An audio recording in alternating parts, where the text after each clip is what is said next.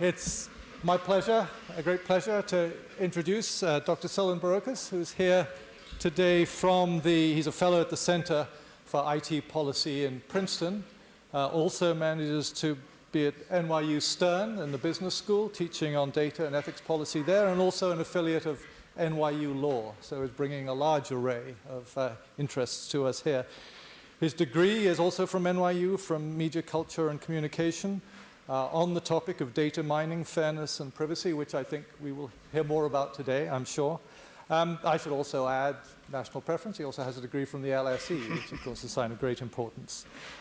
His work on machine learning, again, evident in the nice title today, and big data and questions of assumptions we make about the accuracy of data, its reliability, its validity. And I think important issues that I've seen in his work about how machine learning inherits prior social bias, how these are revealed, and the implications they have for our both general notions and legal notions of privacy and anonymity and consent. He has on this matter an imminent publication with California Law Review, which brings him over to our side of the country in his interest. Soon to be out, I think. Yeah, the final proofs today. And if that's too academic and esoteric, he also was recently at a White House conference on the use of big data and helping shape policy issues on these important questions. So if you would please welcome to talk on the topic of how machines learn to discriminate, Dr. Solon Barocas. Thank you. Thank you for that kind introduction. It's really a great privilege and delight to be here with you folks, many of whom I know and have respected for years. So I today will talk about some ongoing research that is really about how machine learning, which is being adopted and implemented in an increasingly large number of domains, is vulnerable to a number of problems that can result in objectionable forms of discrimination. But before I do that, I just want to kind of situate myself a little bit. And I'd like to say that I think of myself as someone who is quite similar to many of the faculty and even students here at the iSchool, and that I work across and between fields, and that I feel, in fact, that much of my research has been trying to bridge and work across computer science, law, and my home field, I suppose I would think of as sort of IT ethics. And that the work I often do is in trying to translate and find areas where issues have not been thoughtfully parsed in these kind of interscene areas. And in particular, a lot of the work I have been doing the past few years is what has now become known as big data, although when I started working on it almost a decade ago, was known, I think, largely as data mining. And in particular, I've tried to focus more specifically in my work on data mining, in part because I think what is often at stake is less the bigness of the data and much more the computational techniques that we rely on to make sense of that data and put it to some practical use. And so I have machine learning here in brackets because, as I'm sure the people in the audience know, data mining is a sort of later day idea of commercial applications of machine learning. So what I'll describe today will probably move interchangeably between these terms, but I'm generally referring to similar things. And this is a topic that I've investigated in a number of different domains, starting with some early work actually at the London School of Economics, looking at the use of data mining in counterterrorism, some work early in my PhD looking at voter targeting and political campaigns. I also had a small stage of my pre-dissertation period where I was really interested in model building in economics and finance. This was specifically right as the crash was taking place, and showing how model building had changed largely from one that was sort of driven by parsimonious assumptions about how markets behave to a kind of inductive approach to how markets move. I've also done a little bit of work on how evidence-based medicine, drawing on new kinds of data, is moving into clinical practice, and the kind of realization of more than 20 years of hope for decision support systems in clinical practice. And then finally, the most recent work, and the work I'll be talking about in detail today, is really about how data is increasingly driving important employment decisions and the consequences of those decisions for various people. So a little bit about background and method. So I approach this in a number of different ways. I'm really interested technically in how data mining works. I spent a fair amount of time trying to learn these techniques, which I'll say more about in a moment. But I'm also interested in this other thing, which is how it's made to work, in the sense that how are these things practically put into use and the kind of difficult maneuvers that people have to go through in order to make it work. And so that's meant that I've investigated what data mining is in theory, in the sense that I've looked at the kind of foundational assumptions in the field, trying to understand the mechanics and the underlying reasoning. And I've looked at data mining in practice, how those things actually play out when we see practical applications. So to do some of this, I actually went through coursework at NYU, and the faculty member eventually joined my committee. And I now have, I think, pretty well-established relationships with people who really work in this field and who are important people developing coursework in traditional data mining.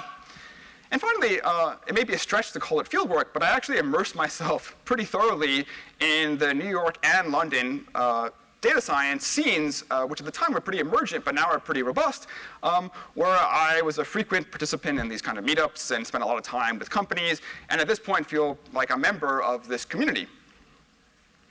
And I think ultimately what this allows me to do then is to look at the data mining process. What does it mean to actually undertake a data mining project?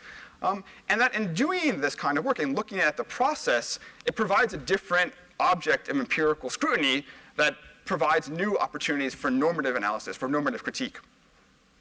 And I'll try to explain what some of that looks like. So I'll start by talking about target variables. Anyone who has background in machine learning knows that, of course, what we're trying to do in supervised machine learning is to infer, estimate, or predict some target variable. In the language of statistics, this would be the dependent variable.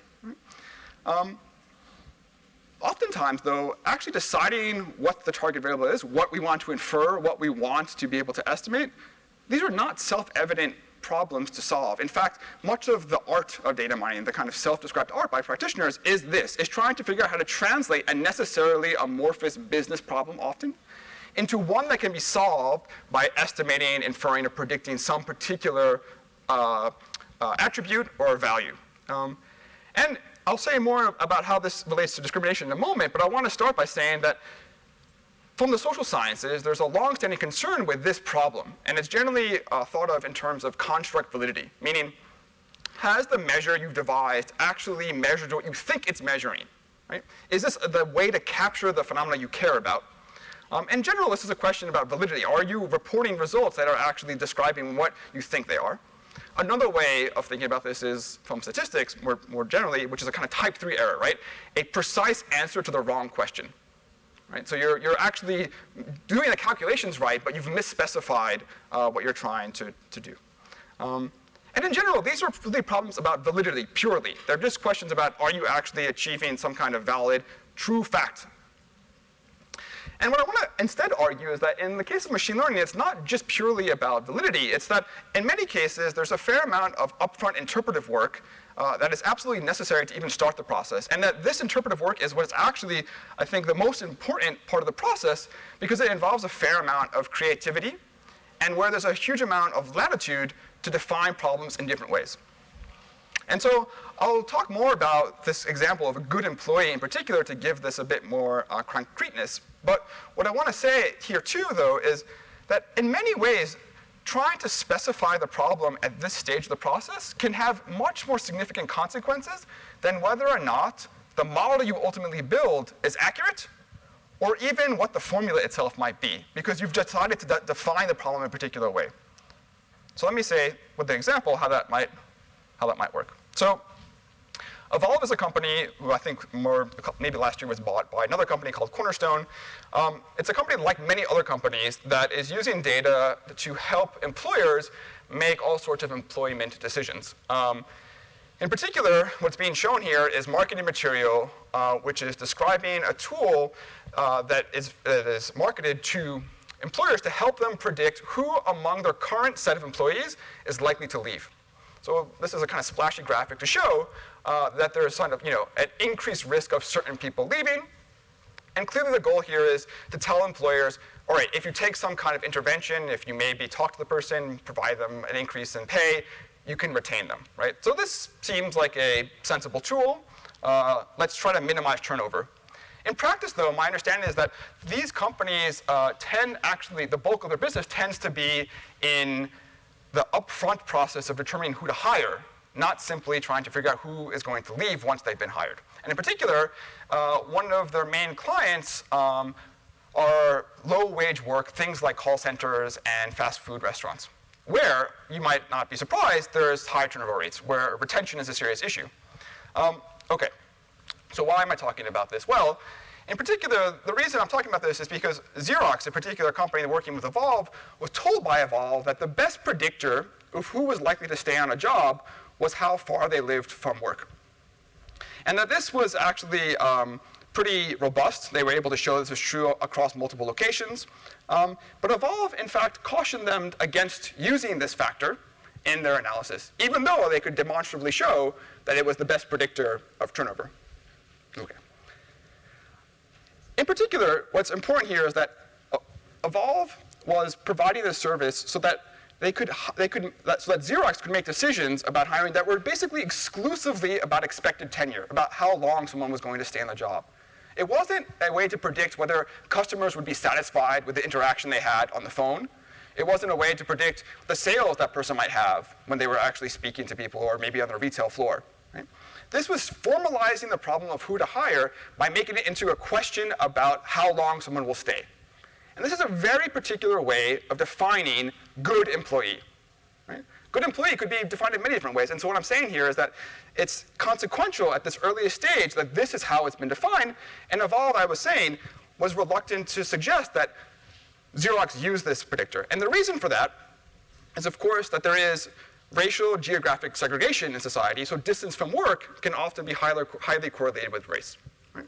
So there was a sort of reluctance to do this because they recognized that even though this was predictive, the way of defining the problem meant that there would be this necessary disparate impact. And I'll say more about that in a moment.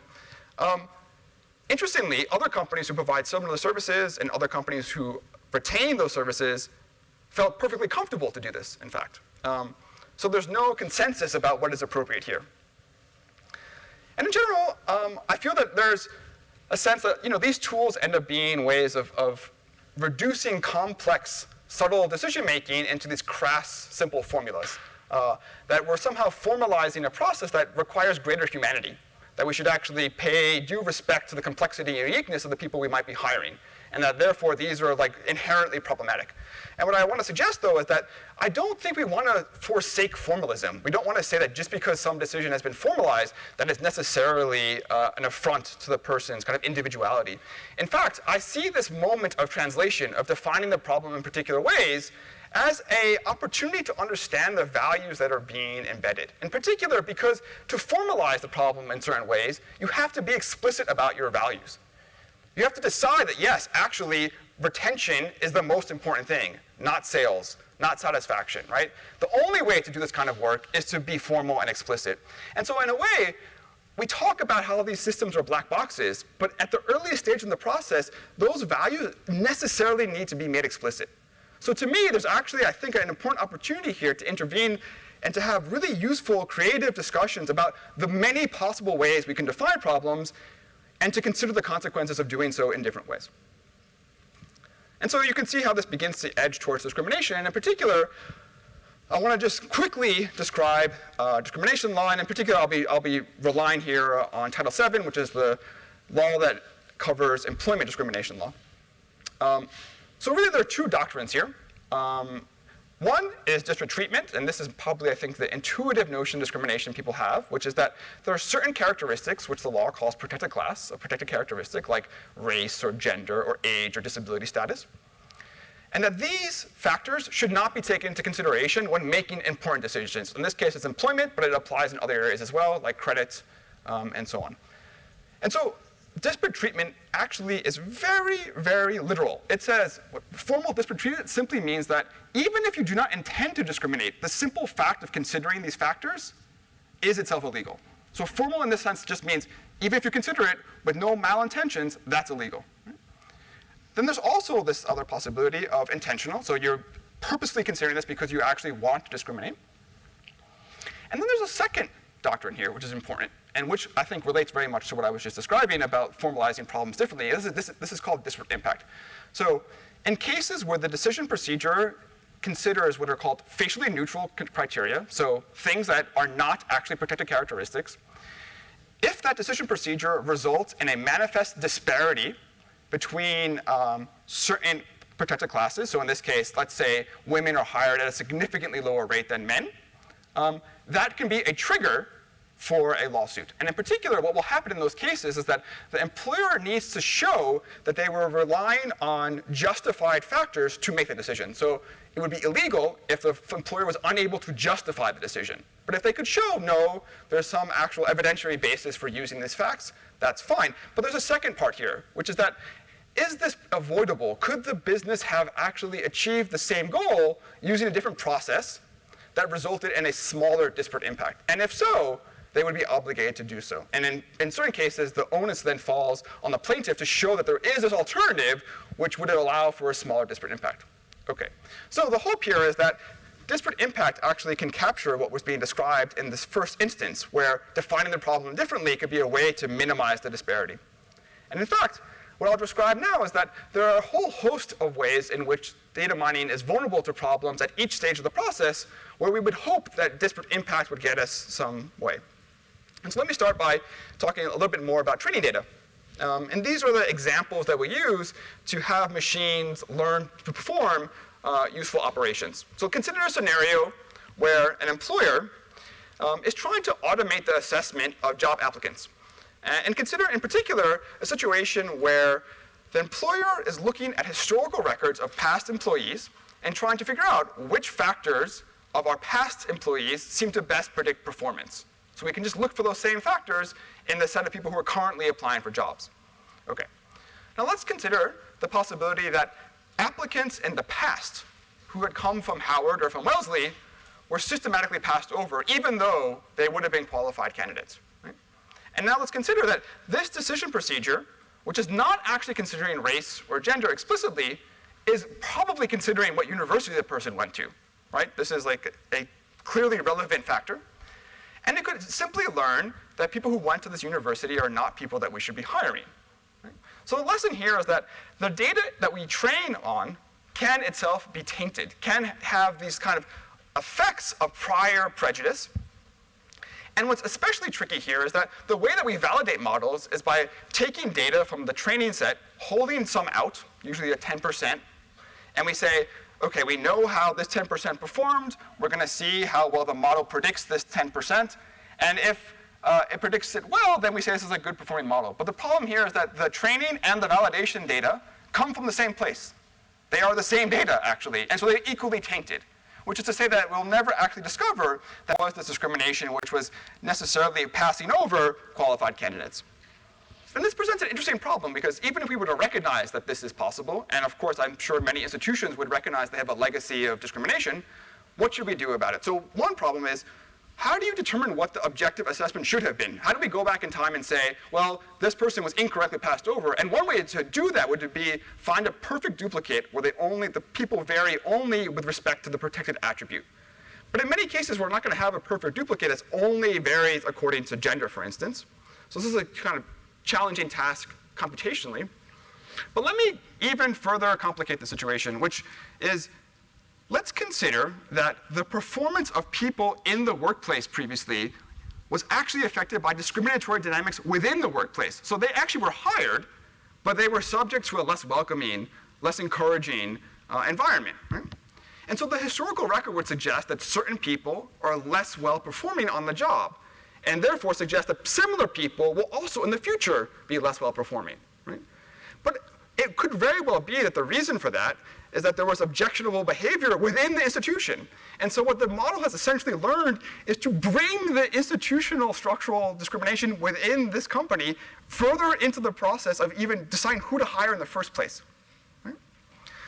And this ultimately ends up being an especially tricky problem, because let's say we recognize that as well, that yes, particularly perhaps in the Bay Area, that certain people in the tech industry, let's say, face a very different pattern as they go through their career. What do we do? Do we actually say, like, well, this is how they would have performed had they not been subject to this kind of unwelcoming environment? And in particular, how far back does this go, right? Are we, as an employer, responsible for simply correcting the injustices of our own institution, saying that if the dynamics had been different, maybe we would have been able to have people pass through their career differently? Or do we go back even further? And if so, how far back do we go? And in fact, a lot of the computer science work on this issue is sort of grappling with how far back we should be going. Okay, so I'm sure many people are familiar with Tanya Sweeney's work, which basically showed that there are the disparity in the rate at which ads for background checks suggesting an arrest record appear for distinctly black-sounding names and distinctly white-sounding names. The important point here is that this is not just historical data, which is then allowing machines to inherit past prejudice. This is systems that are optimizing for ongoing user behavior, which are basically reflecting back users' own bias, right? So the idea here is that Google computes what to show based on the likelihood that people will click on it, and the higher likelihood that people will click on this ad is reflected then by Google's decision to show it more frequently. There's also a lot of other work, though, along these lines, which hasn't gotten as much attention. So there's some work that's in language translation, and this actually dates now from 2006, I think, some colleagues at Stanford, showing that in instances of translating between languages, when we have a gender-neutral noun in English, for instance, and translating that into a language where the noun is actually gendered, often what you have are stereotypical translations, right? So doctor is translated in the masculine, right? And the person doing the dishes is translated in the feminine, right? That you have these things that correspond to stereotypes. And this might not be terribly surprising because these systems rely on statistical patterns, on statistical regularities, on frequencies. And what's happening then in practice is that these systems begin to reflect the culture that is actually being externalized in the model. Right? Interestingly, too, as I'm sure many people have seen this example, there are also going to be situations where the mislabeling or the kind of misclassification will itself be kind of offensive, derogatory, and that these problems are increasingly ones people have begun to think about, which are different in an important way from the employment decision. So in these cases, right, people might know this case. A person on Twitter pointed out that his friend was being incorrectly labeled as a gorilla on Google Photos. This is object recognition technology. And the argument here is that Google should have known better. Maybe the argument is that the training data wasn't sufficiently exhaustive to be able to recognize people of different races as effectively as others. But I think that the more important issue here is that, to I think tease out, is that this is a culturally specific offense. We wouldn't really know that mislabeling someone as gorilla is actually offensive if we didn't have a particular culture in which that kind of mislabeling actually had semantic meaning, right? And so I think a future area this has to go in is not just about opportunities being withheld, but about there being these kinds of offensive associations which really rely on cultural understanding, of cultural knowledge, that is often either being inherited or, when people make mistakes, are actually distinctly offensive because of our long history of cultural association. And what's interesting about this problem ultimately, too, is that to manage it, we would have to exhaustively consider the many different ways in which an error can be offensive, not just wrong, right? And that would require cultural understanding. Okay. Let me move on to feature selection, which is the situation where we have a lot of examples and all the attributes we have attached to each individual case, right? So when we want to be able to figure out how to make classifications, what we're often thinking about, an easy way to imagine this process is like we're trying to carve up the population in some way, right? We're trying to make distinctions between the population. And here the interesting question is, does the feature set we're relying on, all the attributes we're looking at, actually carve up the population in a way where you're really getting at important variations within each community? So the way I like to explain this is that, of course, we have a history of redlining, and redlining was manifestly intentional discrimination in the sense that they were using geography as a way to mask the fact that they are trying to discriminate on the basis of race. They say, if you live in this particular neighborhood, you're not going to get a mortgage, right? Consider a situation where the same result happens unintentionally. Let's say we have zip-level average repayment rates. So in a zip code, so I live in 10010, right? The average repayment rate in that area could be something like, I don't know, 50%, right? And the average repayment rate in another neighborhood, a different zip code, can be 90%, right? But these are very coarse ways of carving up the population. You're basically saying every single person in here is going to be subject to an evaluation that treats the average as applicable to them, right? And so in the end, what you get is like, yes, that might be true. This could be the correct reported average repayment rate for this area. But you're necessarily going to be subjecting people who reside in this particular location, at least some, to inaccurate assessment. You're going to fail to carve up part of the population that actually would have been able to repay. And what this reflects is that with more information, we can make finer distinctions, and it's the very lack of information which results in discrimination. Not prejudice, not bias, but a simple fact of statistical reasoning. Right? So another way to think about this, and an important way to think about it, is when we consider that these models have error rates, that there is a degree to which it actually can't make accurate assessments, oftentimes those things are not randomly distributed across the population. Right? It could very well be that the error rate falls predominantly on some particular part of the population, and it may well be because that particular part of the population doesn't follow the same pattern as the majority population. So think, for instance, of universities again. It may well be that having a credential from Berkeley is a great predictor of how well someone's going to do on the job, right? But it may well be that there are many other facts which are more proximate to the skills demanded of the job that would help you assess that this person actually is going to be a great candidate, right? But we rely on the reputation of a university because it's free information, it's a simple thing to consider. But if we actually spent the time and effort and money to collect more information about people's real capacities, we would discover that even someone who didn't have the chance to go to Berkeley would actually be great at the job. Right? And so it's the lack of information here that then potentially results in discrimination. And it may well be that certain populations really just don't follow the same pattern. So the question I think this ends up posing is, does the cost or the difficulty involved in collecting those additional pieces of information, does it actually justify not subjecting people to as accurate as assessment as others? Meaning, if it is really expensive to collect this information, if it's really cumbersome, do we simply say, all right, well, you know what, we recognize that it's probably not doing a great job, but ultimately it's too expensive for us to correct this problem? And to me, that seems like a totally inadequate answer, because oftentimes the reason we lack the information is also not random. It's based frequently on historical discrimination itself. Okay, so people have recognized this problem, and in computer science, there's been some work that's trying to figure out how do you take this into account, that error rate is not randomly distributed. Can we consider that we want to achieve fairness by having parity in accuracy rates? Right? So it's a way to slightly alter the meaning of accuracy, which is that we want to make sure that each important group, based on a protected characteristic, receives the same rate of accuracy. This to me is a slightly strange formalization, in part because one way to solve this is to simply bring down the accuracy rate for the other population, right? But I also kind of want to question whether fairness is actually accuracy, right? So you'll recall at the start I was saying there's many different ways to formalize the problem of how to hire someone, right? And that formalization, that you can arrive at many different formalizations, and they would have accuracy rates for all those things, right? But what does that really mean? Your accuracy rate is specific to the way you formalize the problem. That's the first critique. But I also want to point out that oftentimes we don't really want accuracy. What we want is a particular kind of assessment that performs, let's say, a redistributive effect. So let me try to explain this 2 by 2. So sometimes we actually prefer situations where we have less information, right? So when I have less information, I'm not able to actually carve up the market so effectively, where I actually end up having to provide a common level of service to everyone. So the way I like to think about this is, people might know that when you call a call center, they increasingly will rank order you according to the value you present to the company. So they look you up and they say, okay, this person is a very profitable customer, so we'll kick them to the front of the queue. Right? You're not able to do that, actually, if you don't have this information, right? When you don't have really granular information about consumers, everyone has to actually go through the queue in the same way. Right? And so a lack of information can kind of preserve some type of fairness that we care about.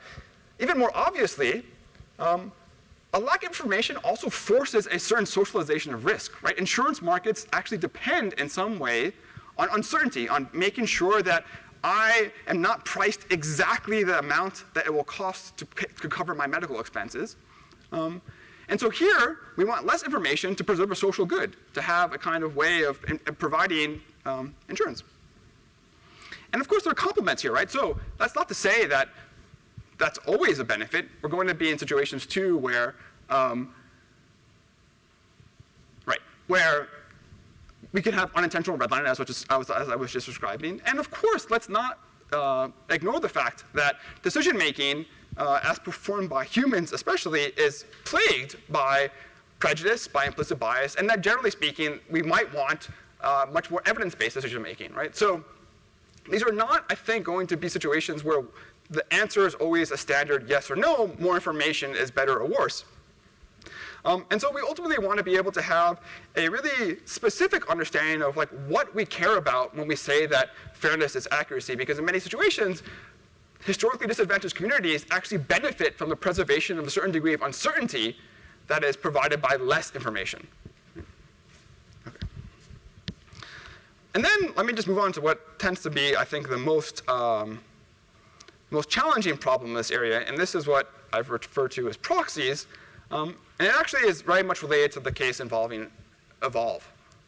So in many cases, when we consider features, attributes, that are manifestly related to some property that's important. So when we're looking at evolve and we say that distance from work is a good predictor of turnover, we're going to discover that many of those things are actually correlated with a protected attribute, in this case, with race. Right?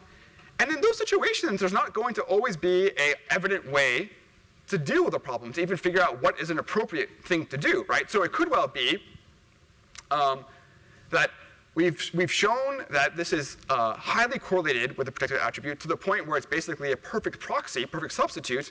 But we can argue that it is so clearly relevant to the thing we care about, right? We can say, if I really care about turnover and I can show this is important, then why should we discount it, right? Which is the second situation.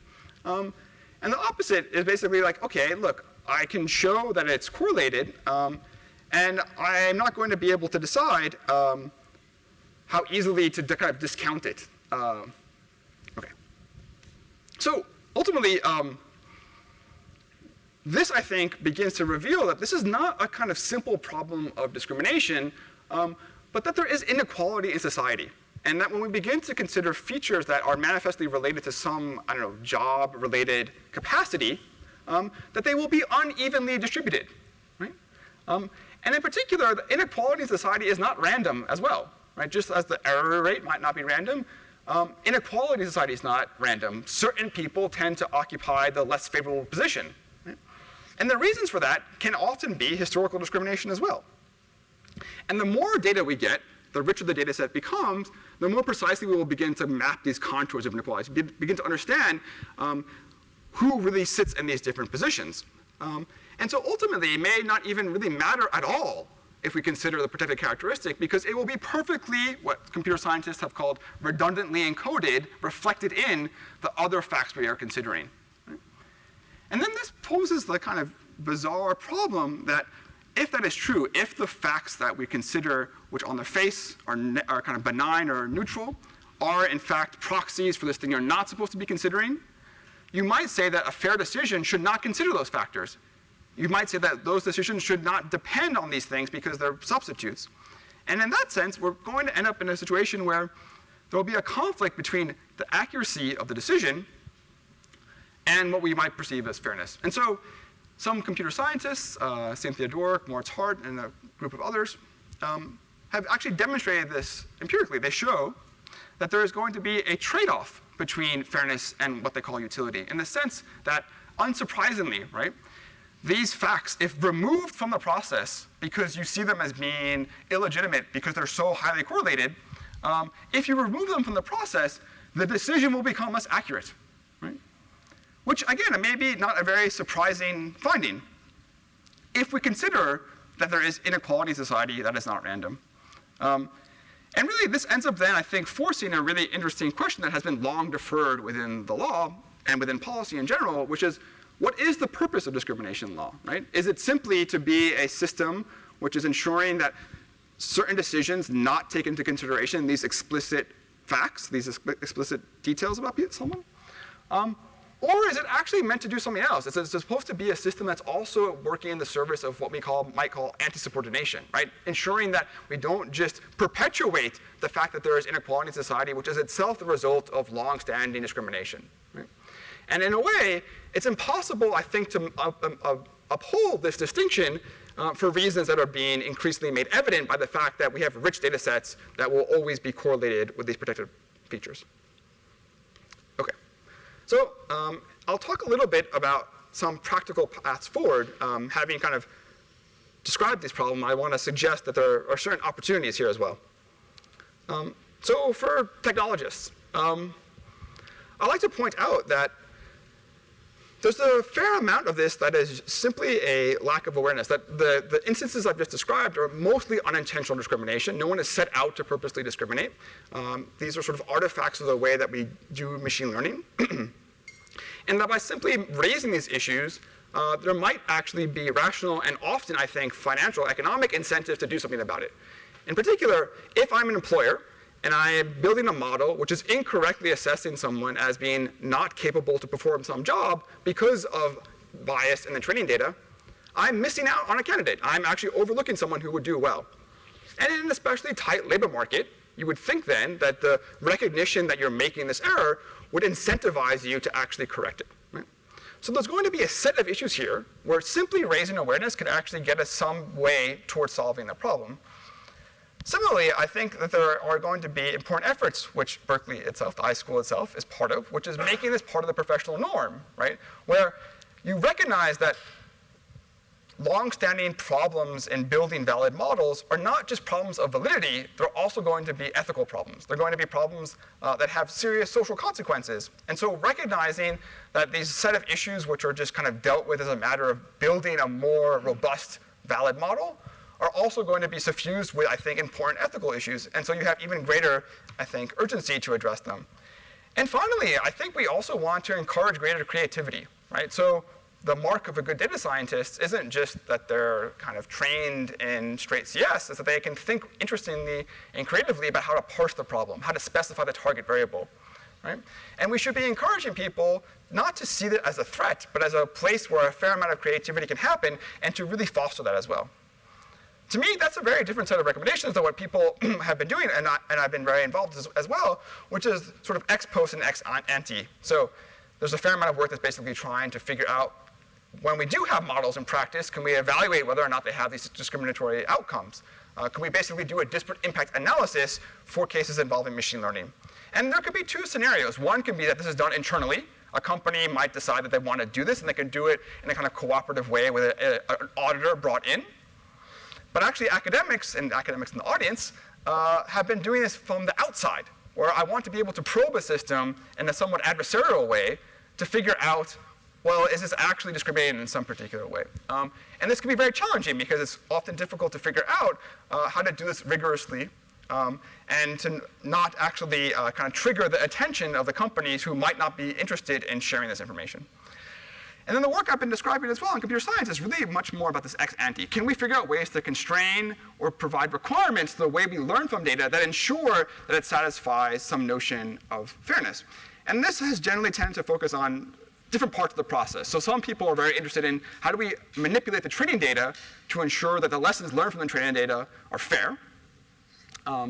Part of it is also, I think, but not as much attention has been paid to this question of feature selection. So what new data sources can we rely on to actually achieve greater accuracy rates for some parts of the population? The best example of this would be new credit scoring methods, which are looking at very different factors as a way to be able to actually bring certain people into the credit market. In a way, this is like looking at other features that were lacking before to be able to accurately assess people. And then finally, what I was describing is, of course, this formalization of fairness. And this is going to be massively controversial for reasons I described.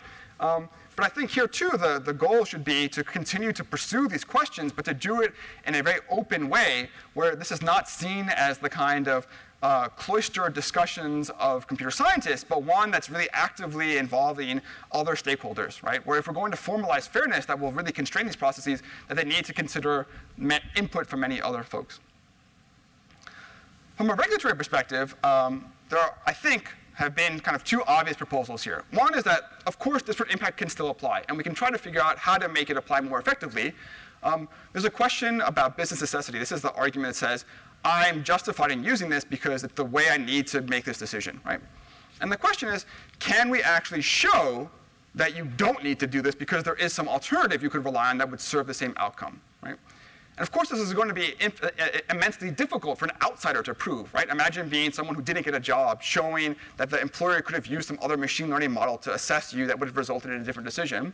But computer scientists have begun to show that you can, in fact, build models that constrain the process in some ways to satisfy fairness that doesn't necessarily compromise the accuracy. So there's some interesting work to basically, I think, support potential lawsuits which show that really maybe there is an opportunity to kind of push back on this business necessity argument.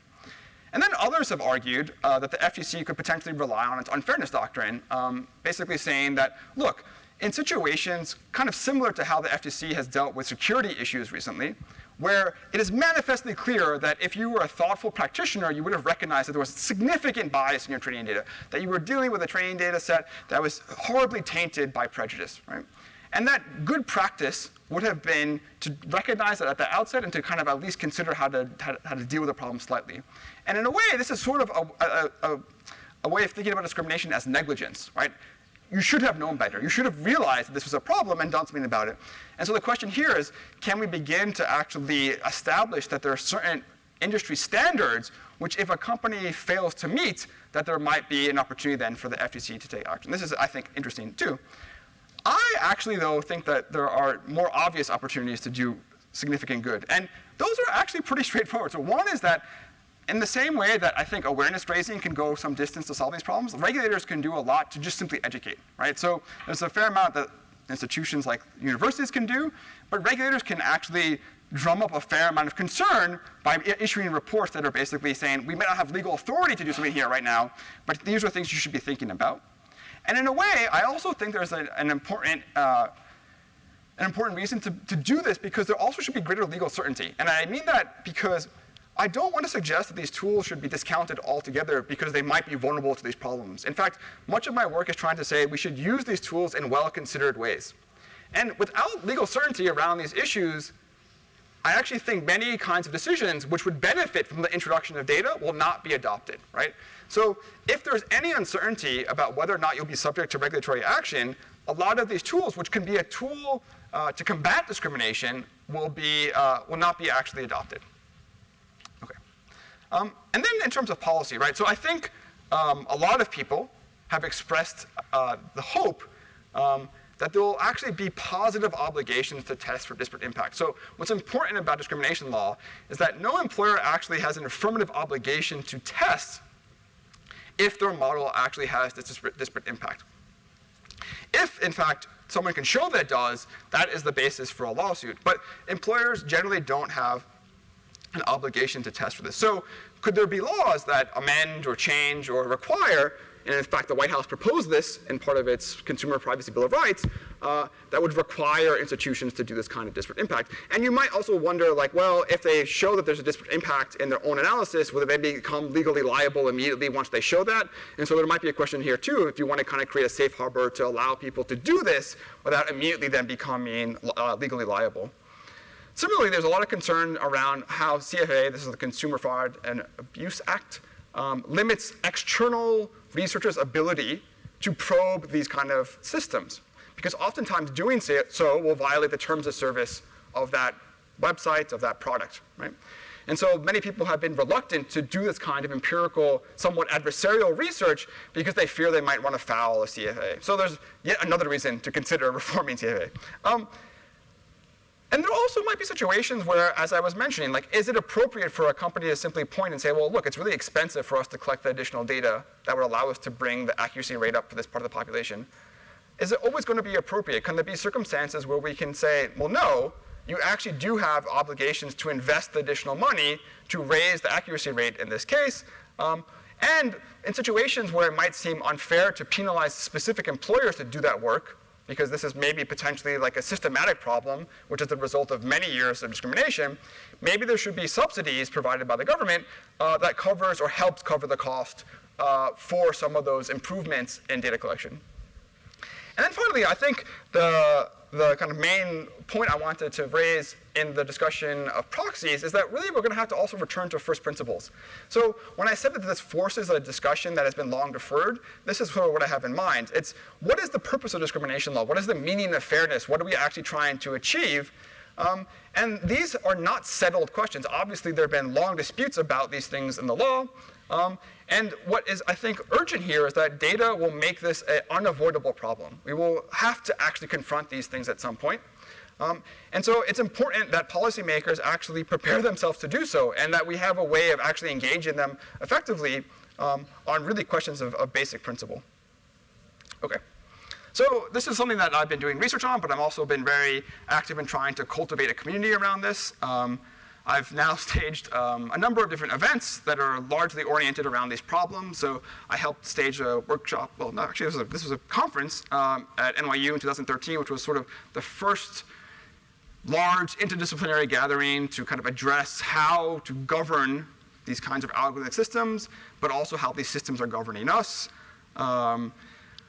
At Princeton, where I'm now a postdoc, we had an event which was focused specifically on this kind of empirical measurement of how these systems treat users. So how can we actually develop computational methods to assess the different treatment these systems subject users to, and helping to kind of foster that community.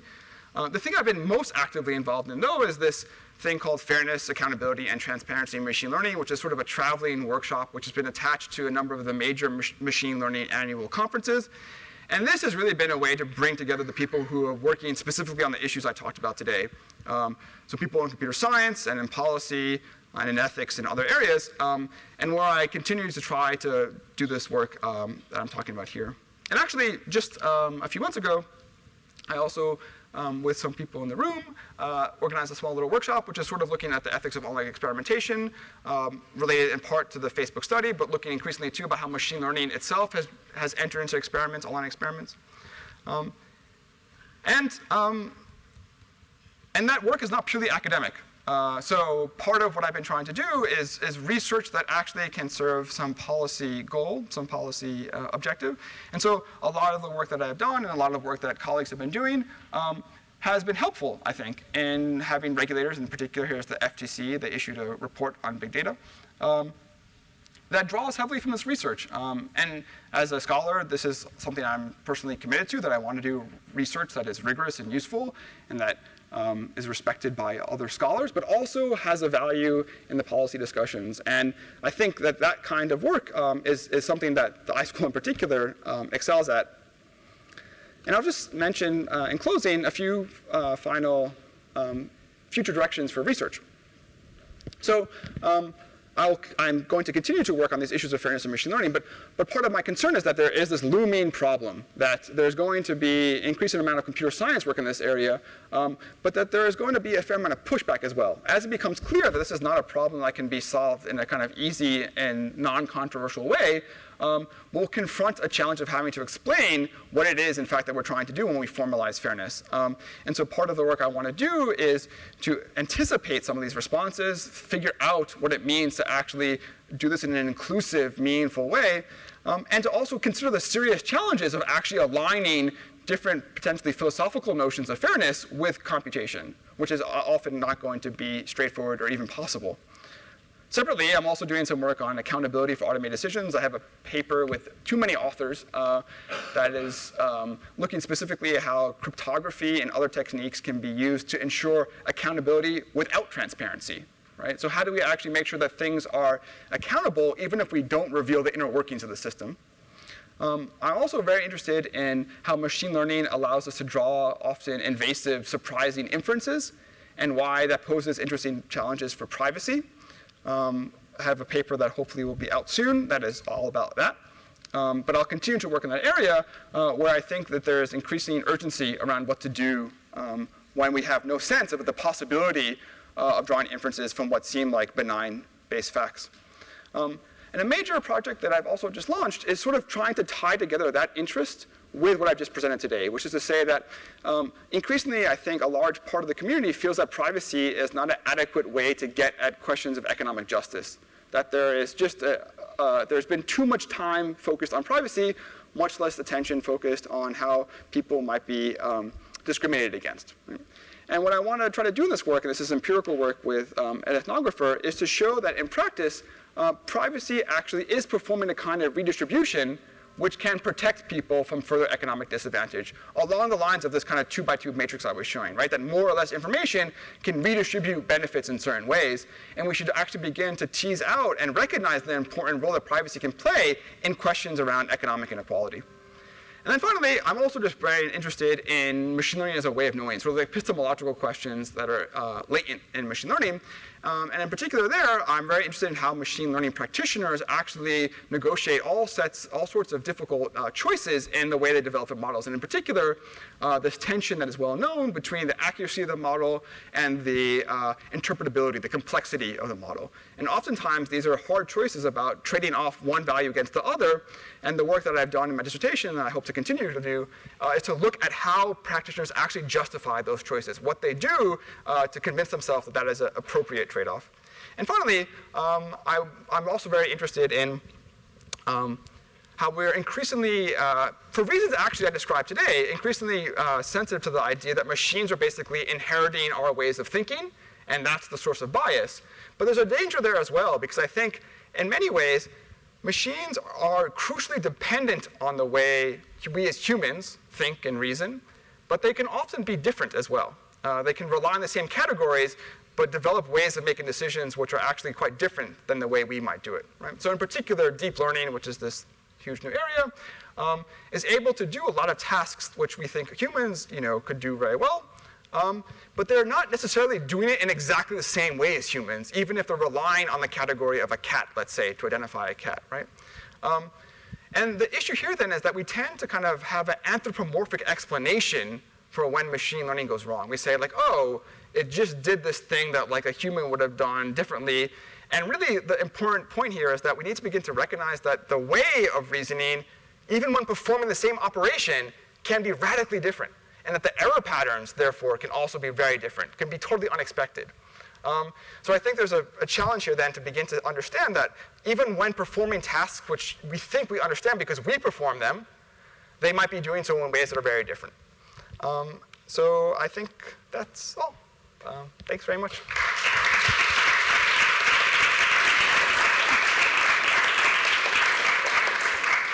Thank you for that great talk. Now we'll open up to questions. If you could just raise your hand, I'll hand you the mic. The mic is not for sound amplification in here, as you can tell. This is for an online audience. Hi, thanks very much. My question is a little bit about your premise that the purpose of discrimination law has not yet been settled. And I would actually posit that the debate is actually very robust, and we see this most recently in Supreme Court cases like the Seattle Busser case or Fisher 1 or Fisher 2, where one group of people say that, as Chief Justice Roberts says, that the purpose of anti-discrimination law is to stop sorting based on race, and therefore affirmative action is actually against it, and others saying that it's in part designed to rectify prior discrimination and existing discrimination. So my question is, whether or not any of this work, especially as the sort of tinge of automation has the air of objectivity, can actually be interpreted to help come to any solution on that question, and whether or not, I didn't know the last part. Sorry, if automation or technology with its air of sort of impartiality can even be thought of as helping answer that question, and if an answer to that question even really exists, because I'm not sure that in the current, at least legal environment, that we will see any sort of consensus develop. Right. Yeah, thanks. That's a great question. And yes, I agree. So I think this is a long-standing legal debate, which reflects, I think, different political positions as well, right? This is not something that is new to data mining by any means. It's an argument that's been happening for years, since really the start of discrimination law, to be honest. But that the problem is made really acute by data, which really makes it difficult to insist that you're not considering things that you shouldn't be, right? And it may well be that people adopt a kind of absolutist position that says, like, the only thing you need to do is not consider these protected characteristics. And if you satisfy that requirement, then you're fine. And I think a lot of people perceive that to be the point of discrimination law, right? And you tick that box. But many other people, I think, for very reasonable reasons, would say, no, that's really quite inadequate for the whole host of reasons I was trying to walk through here. And I take your question to be, like, can data help settle that debate? And I think what I'm trying to argue is, like, it's actually the opposite, right? Like, that the data is going to make it, like, a much fiercer debate. That this is something that's already been argued, like, very passionately, but for the most part has been kind of, like, kicked down the road, right? So even in the recent fair housing decision, they really didn't resolve what was seen as the kind of internal contradiction between disparate treatment and disparate impact. There were like interesting legal maneuvers to try to like avoid having to render final verdict, right? And so I think this stuff is just going to make that like a persistent issue that is more and more acute. So.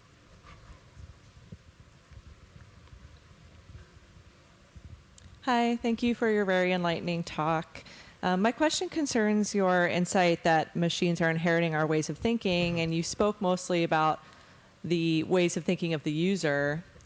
And I'm wondering what you think about the degree to which machines are inheriting the way of the technologist or the modeler or the programmer, and if so, if there is an argument there to be made for the diversity of the technology sector in ameliorating these problems. And this is not a leading question. I really am just curious about what you think. That's a great question. Yeah, I mean, so I think that people who've written incredibly important work in this area have tended to think about the values that are being sometimes consciously, but often unconsciously encoded in software and technology that will often reflect the beliefs and commitments of the people developing that software. So I think there's a considerable amount of work that is oriented toward this question. And I'm absolutely certain that applies here as well, especially if we consider the question of how problems are translated into like tractable machine learning problems, right? That initial thing will clearly reflect what that particular community perceives to be the right way to specify this problem.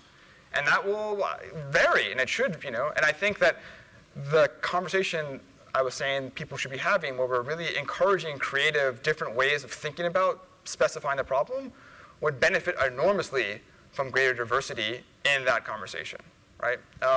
So part of my work was to show that we can't even accept that this itself is sufficient, because there will often be cases where there are not even programmers actively making decisions at all that will still allow lots of bias to creep in. So I see this work as sort of very much in line with what you're saying, and I agree that it applies here, but that there's even a complementary set of issues where no one is making, people are making good-intentioned choices that really nevertheless are allowing all sorts of historical bias to creep back in. So, yeah.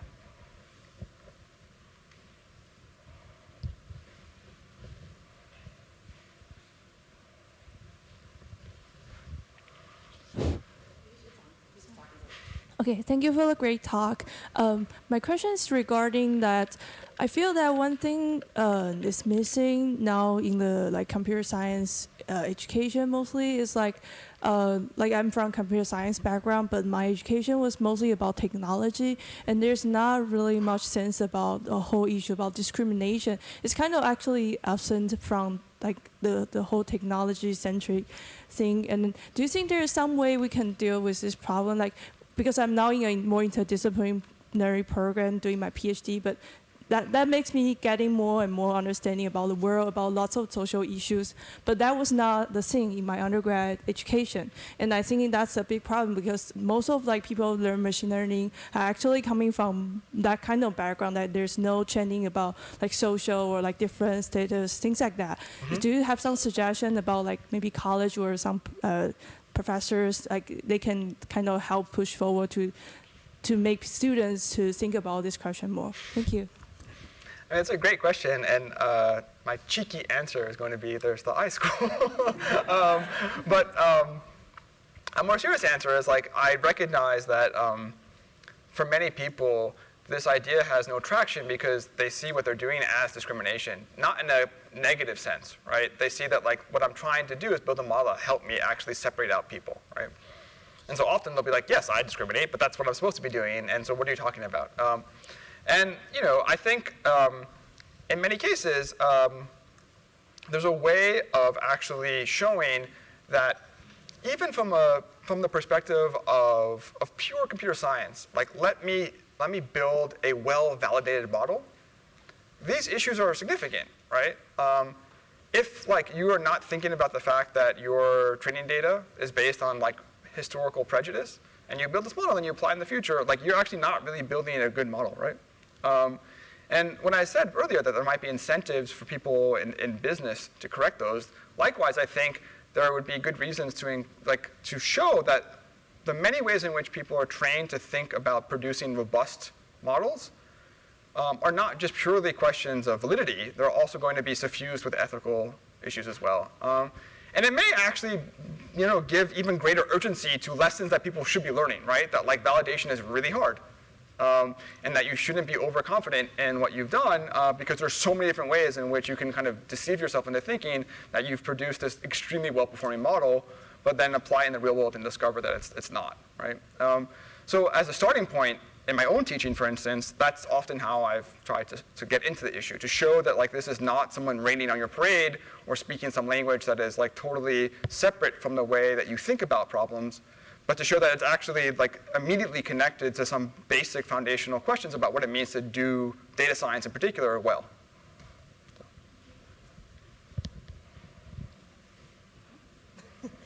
Hi, I'm interested, especially in the privacy implications of inference future work, I guess, or ongoing work. And I'm curious, I don't know a lot about discrimination law, but I'm wondering how the privacy and discrimination implications fit together, and if you're looking, it seems like the privacy concerns can cover things that discrimination law doesn't cover because a lot of things might not fall under discrimination law.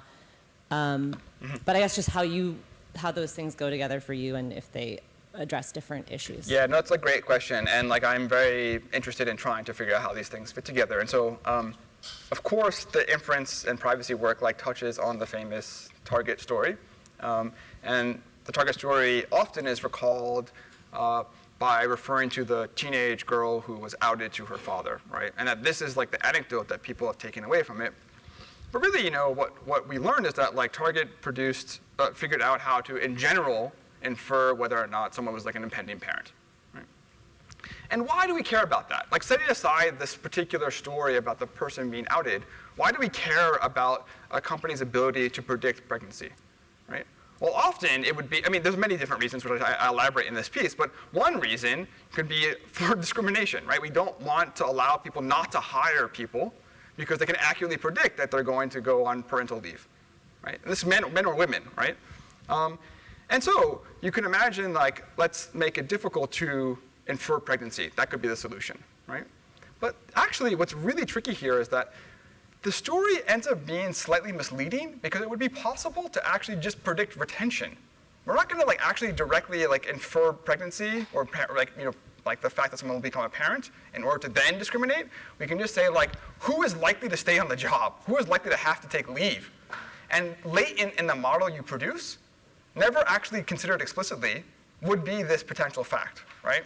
And so in a way, there's just like this super interesting relationship between privacy and discrimination, and our way of thinking about privacy might be adequate because we tend to rely on like the idea that there's like these sensitive attributes which when inferred would allow someone to discriminate. But actually what's now increasingly possible is to skip over the sensitive attribute altogether. There's like no middle ground for us to even like be able to sensibly reason about why that would be wrong to infer. You're just inferring some other outcome which has this latent property that is considering things that we would, as humans, think of as sensitive, right? So there's just like a whole set of interesting issues where these overlap.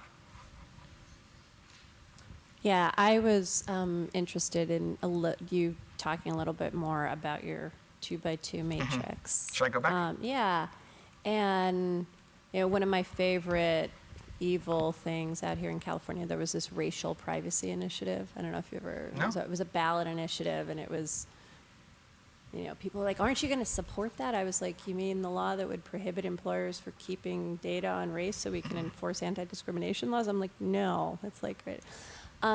And I'm primarily, given the work that I've been engaged with Helen and others on privacy by design and some of the work I've done with Cynthia, right, that there are some inherent tensions in privacy as an instrumental value, sometimes helping subsidize, right, some of this cross, and at other times actually hindering our ability to do things like understand the implications of our model. And so I'm wondering, what are the sort of test cases you're thinking about using to look at this and how they might influence some of the decisions you come to? And I'm sure you're aware of some of the, work, for example, on access to criminal history records. Yeah, like Lior's and work, and yeah. No, that's a totally great question. Yeah, so, I mean, I should also point out that, like, for instance, France, in its commitment to equality, does not collect demographic information, right?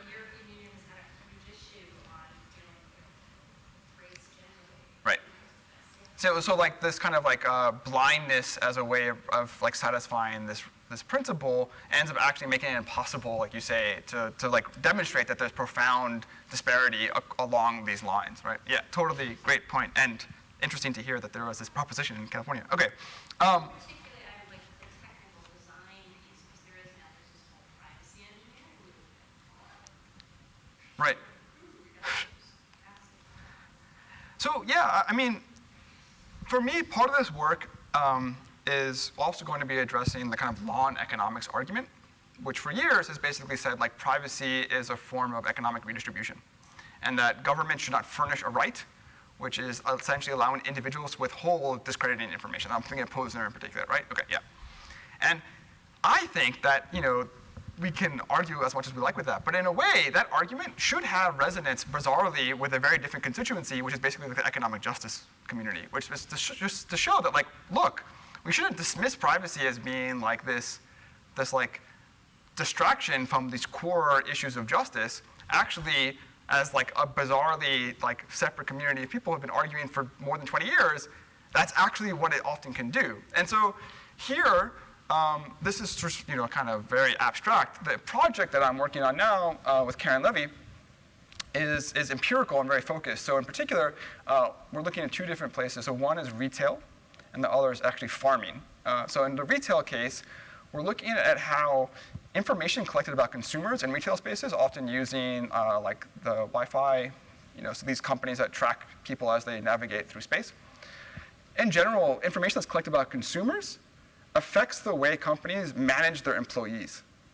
So there's actually this sort of like strange relationship between information collection oriented around consumers, which can radically transform the way workers themselves are managed.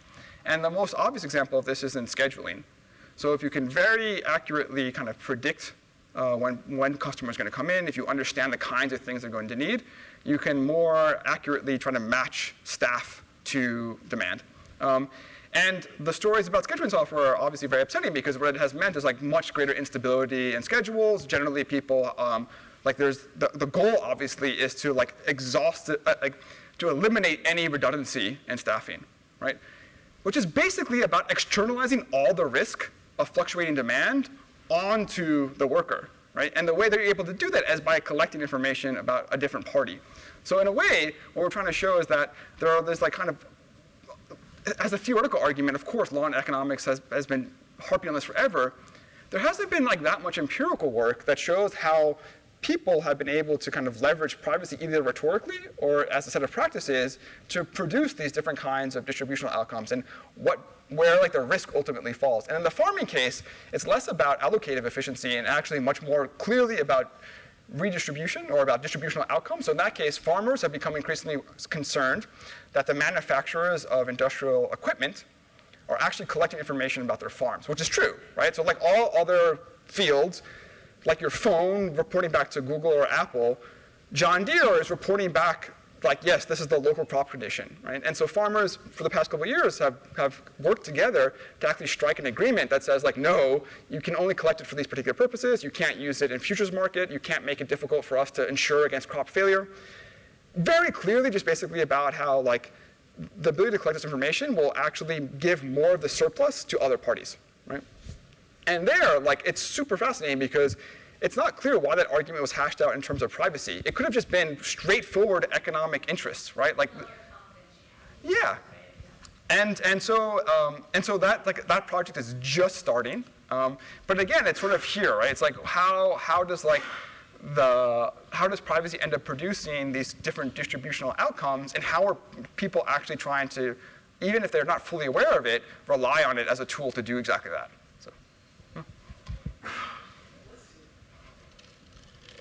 Again, from an economics perspective, I think the practice of price discrimination is very well established as a business strategy. Mm-hmm.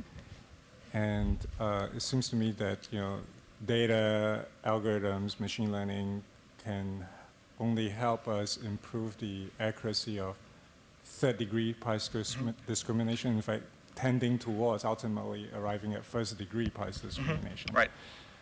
So I think, what do you think of an argument where machine learning can, in fact, make this business practice be a lot more accurate, a lot more effective, more efficient, and maybe even welfare enhancing? Yeah. Yeah. No, it's a great question. I mean, obviously people have been concerned with this for years, and there are strong positions that say, like, under specific circumstances, it can be welfare enhancing. I mean, the general argument that I think can be made in response to that is, like, even if that is true, there is a norm in the market about how people will be offered, the price at which people will be offered goods. And that norm might be kind of a historical aberration, right? It was not clear to me that in the marketplace before, everyone was charged the same price, right? It's actually, there's interesting historical details that say that, like, department stores were largely responsible for standardizing prices. So nevertheless, right, we have this established norm which says, like, we should all be offered similar prices. It's violated all the time, like coupons being the primary example. But generally, when people feel that norm has been violated, they actually, like, take a fair amount of additional steps to, like, avoid it, right? To feel like, no, I'm only going to interact with someone who is not doing this to me, even if it could be demonstrably welfare enhancing, right?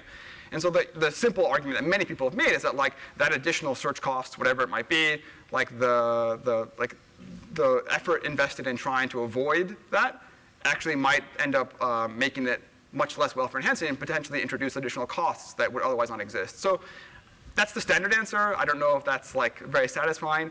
I do agree, though, that, like, machine learning has the potential maybe to get much closer to predicting people's price sensitivity, and to do it in ways that might not even be, like, the intended outcome of some of these systems. So systems which are optimizing for, for sales, they might discover this latently, right? They might discover, like, oh, there are different characteristics which allow us to do different things. So, so yeah, I mean, Yeah, so therefore, I think you had those slides about next steps for technologists, regulators, policymakers. I think you do have to try to recognize and balance that there are sort of the two sides of the same coin. Right. It's never a complete story if you only look at one or the other. Thanks. Hey, Solon. So I have a question about sort of two threads that ran through your talk. One thing that you kind of touched on at the end, and then the main theme about discrimination and justice is you talked about your interest in epistemology and machine learning. And about like 10-ish years ago, questions of epistemic injustice were really key and became very popular. And so I'm wondering if you have any thoughts on sort of the limits of addressing discrimination and justice issues at this level, and what about, once we start engaging that, have we already lost a certain kind of battle? Because these scholars would be concerned that just by choosing and prioritizing certain ways of knowing, we've already kind of conceded the battle. Yeah, that's an awesome question, and, like, very much something I have been worrying about. So a lot of the computer science work that is trying to address this problem has sort of the ultimate goal of, like, certifying some decision process as fair, right? Like a stamp of approval, like we can promise that this is non-discriminatory. To me, that's like a significant narrowing of the scope of the problem, right? So in a way, actually, it's related a little bit to this point I was making to say that, like, there's institutional dynamics which explain how, like, people actually experience, like, the same environment very differently and how that can radically affect their life course, right?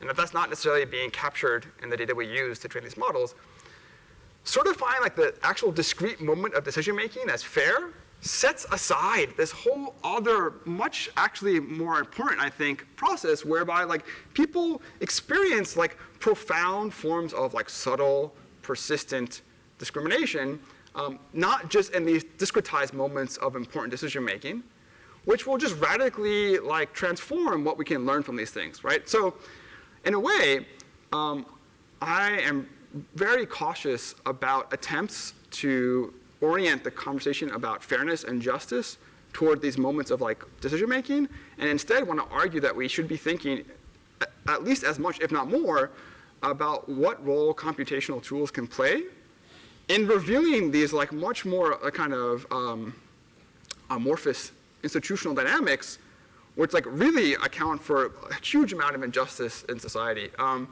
And to me, like that is just like a much more tall. It's a tall task. But to me, like we risk sort of consecrating all this other stuff by saying that like all that matters is like the fairness of the decision. So I think, is that answering, I hope that's answering your question.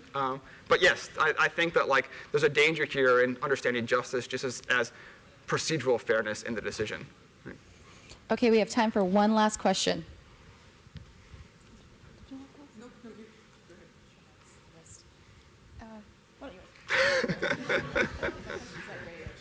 I'm going to pass, actually. Oh, was your question answered? Already? Is this like Jim? Oh, thank you. Yeah, I really appreciated the talk, Solon, and I think it's fuel for the fire of a very important idea, and that is that efficiency is not always tantamount to justice, and still less to conducing to what we might think of as a just society. I think there are a lot of instances of this kind of thing that are even more far-reaching and ticklish than you've even talked about. Insurance companies have a policy, I'm reliably told. They give worse terms to people on their insurance quotes who call and inquire about the deductible that they might experience if they made a claim. Obviously, the companies don't want to deal, if possible, with people who even think about claims. So, and I suppose that's right, because I'll bet those folks really are more likely once in a while to make a claim. But one needs to ask the question, do we want to live in a society where people who inform themselves aggressively are seen as problematic and less desirable customers, even though maybe in some sense they are? It could go a lot farther. I could imagine, think of how much of one's life one leads dealing with big organizations that deal with us on a telephone tree, the PG&E, American Express, the IRS, it's the season. None of these big organizations want to deal with people who are litigious and complicated in their demands. But in fact, those people, of whom I count myself one, in fact may provide a very salubrious role. The big organizations want to deal with people who sign up and then go into a coma forever after, leaving their bank accounts open for the monthly bill. So what do you do about cases of clients or customers who are a pain in the ass and likely to absorb a lot of resources demanding explanations and justifications, but who may in some sense help to keep the system more honest for everybody else? Yeah. That's a great question, James. Thanks. I mean, I think there's an interesting parallel here, actually, with some empirical work that's been done on who reads privacy policies. And there was this sort of notion that even if some tiny, tiny, tiny fraction of people read this thing, it's to the benefit of everyone because they'll push back possibly. And then, you know, the system which everyone believes is totally broken can at least have the saving grace that says, like, so long as we have this active tiny minority, it's okay, right? But imagine a situation where like companies are actively trying to avoid interacting with this specific part of the population, which in a way sort of justifies the perpetuation of that regime. That to me seems like especially scary. And I do think that there's sort of like basic questions about whether these kinds of inquiries or being a kind of informed consumer should justify like firing that customer. So I don't have a good answer for you. I do think though that if that is in fact the case, it should put even greater pressure on companies to basically admit that like these systems where we say we inform you and you make a choice is just totally absurd, if in particular the people who are seeking out information are actually no longer allowed to even be customers. So it's a great point, and I don't really have a perfect answer, but yeah, thanks. could go on forever. Instead, let me draw this to a halt. Thanks, Solon, very much for what's been a great talk and a long day. Thanks.